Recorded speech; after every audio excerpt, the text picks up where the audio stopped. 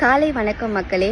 நீங்கள் 7லேருந்து 9 மணி நேரம் வரைக்கும் நல்லா தூங்குறீங்களா, இல்லை ரீல்ஸ் எல்லாம் பார்த்துட்டு தூக்கம் இல்லாமல் இருக்கா? லாஸ்ட் நைட் எத்தனை மணி நேரம் தூங்குனீங்க அப்படின்றத மறக்காமல் கமெண்ட்டில் போட்டுருங்க. ஸ்லீப்பை பற்றி தான் இந்த வீடியோ இருக்க போகுது. ஒரு நார்மலான பர்சனுக்கு கூட தூக்கம் எவ்வளோ முக்கியம் அப்படின்றத தான் இந்த வீடியோவில் நம்ம பார்க்க போகிறோம். ஸோ தூக்கம் அப்படின்றது ஆடம்பரமான விஷயம் கிடையாது, உடம்புக்கு அத்தியாவசியமான ஒரு விஷயம்.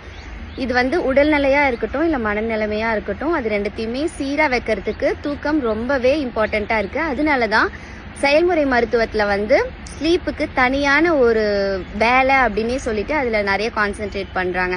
ஸோ உங்களுக்கு ஸ்லீப்பில் எதனா பிரச்சனை இருக்குன்னா கண்டிப்பாக ஆக்கியூபேஷனல் தெரபிஸ்ட் அதுக்கு ஒர்க் பண்ணுவாங்க.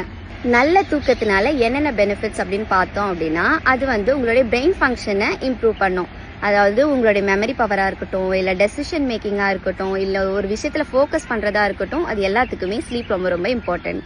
ஃபிசிக்கல் ஹெல்த்தில் உங்களுடைய heart health and immunity, blood sugar control, இது எல்லாத்துக்குமே ஸ்லீப் ரொம்ப ரொம்ப இம்பார்ட்டண்ட். ஸ்ட்ரெஸ் அண்ட் ஆன்சைட்டியை மேனேஜ் பண்ணுறதுக்கு ஸ்லீப் ரொம்ப ரொம்ப இம்பார்ட்டன்ட். ஸோ உங்களுடைய எமோஷனல் வெல்பீயிங்கும் ஸ்லீப்பை பொறுத்து இருக்கு. உங்கள் தினசரி வேலைகளை செய்யறதுக்கு, உங்களை அலர்ட்டாக வச்சுக்கிறதுக்கு, உங்கள் நாளுக்கு தேவையான எனர்ஜி கொடுக்கறதுக்கு எல்லாத்துக்குமே ஸ்லீப் ரொம்ப ரொம்ப இம்பார்ட்டண்ட். உங்கள் உடல்நிலையும் மனநிலையும் ஒரு மாதிரி சரியா இல்லைன்னு நீங்கள் நினைக்கிறீங்கன்னா உங்கள் ஸ்லீப்பை கரெக்ட் பண்ணி பாருங்கள். அதில் எதுனா இம்ப்ரூவ்மெண்ட் தெரியுதான்னு பார்ப்போம்.